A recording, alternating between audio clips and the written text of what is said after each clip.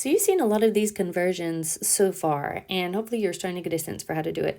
If you're ever in a situation where you just can't figure out where to start, or if you get stuck in the middle, go back to the idea of writing down the units you have and the units you want to get to, and break it down by numerator and denominator. In this case, you'll notice there's really only one number here, and there's an MM, and that stands for mass. So throughout this class, we're talking about mass percent, but that's another way to write mass percent.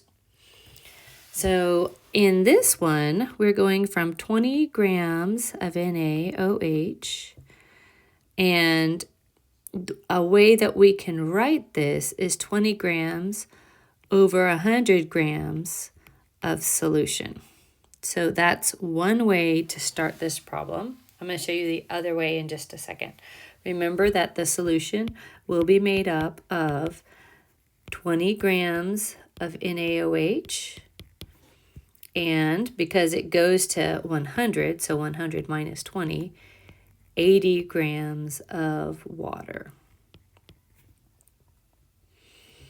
And then when you're moving around with this, what you're trying to convert it into is moles of NaOH over to moles. And basically it is moles of solution, but you can't just go straight to moles of solution because there's not a molar mass that matches with that. So you're going to have to break this up and then get into moles of solution. So always first I like to deal with the numerator, and I've got it set up like this.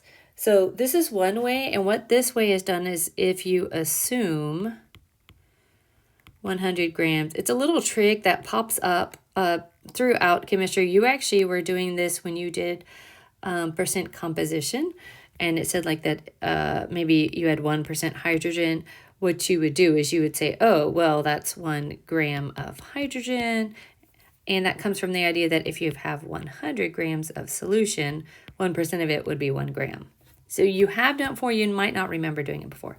If you're uncomfortable with doing it that way, the other way you can set it up, and I'm going to just show both of them so that you can kind of see, is that if you know that it's 20% mass, then divide by, like, because it's like this, it's times 100% equals mass of NaOH over mass of the total.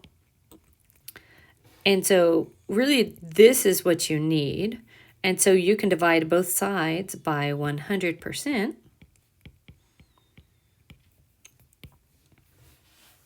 Oops, not that one. This one cancels. And so that gives you that your mass of NaOH over your mass total is equal to 0.2. Now, remember, that's over an understood one. So that's the same thing as writing that you have 0.2 grams of NaOH in 1 gram of solution. And in that case, your solution will be 1 gram minus 0.2, which is 0.8 grams of water. So you can see the only difference in these two methods is kind of if you prefer to kind of deal with things with bigger numbers, or if you're okay with the smaller numbers. I'm going to kind of scooch that out of the way, but I just wanted you to see that there's two ways to set it up, and a lot of people prefer this top method, but you don't have to. It'll show both ways in the practices. So I'm going to scooch this one out of the way. I'm just going to put it down here because I'm going to deal with the first way that I have it set up. All right, so to get to my top number, I need to do 20 grams of NaOH, and I just need to convert it to my moles of NaOH. And that molar mass is over here. It's given, so 39.98 in 1 mole. So that gets my numerator, grams, over to moles. So I'm good and done with my numerator. Numerator's done. Now, in this case, I need to write my grams of solution as 2 parts, as the 20 grams of NaOH plus the 80 grams of water. Once I write it like that, then I can use the individual molar masses of each part. So again, I need this to be moles of solution. So I'll say that in, again, the 39.98 grams, I have 1 mole of NaOH. And then in 18.02 grams, I have 1 mole of H2O. And then I just have to put that in my calculator.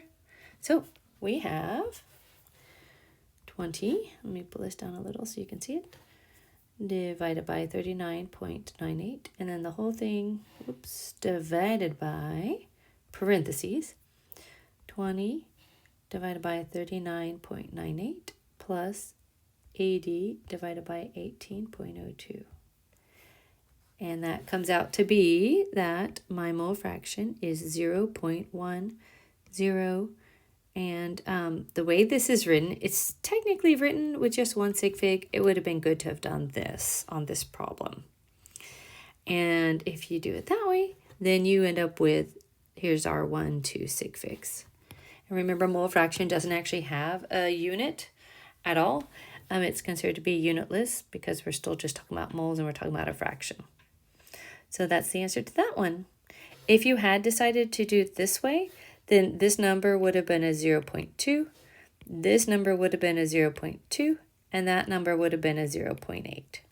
So it's kind of just a preferential thing there.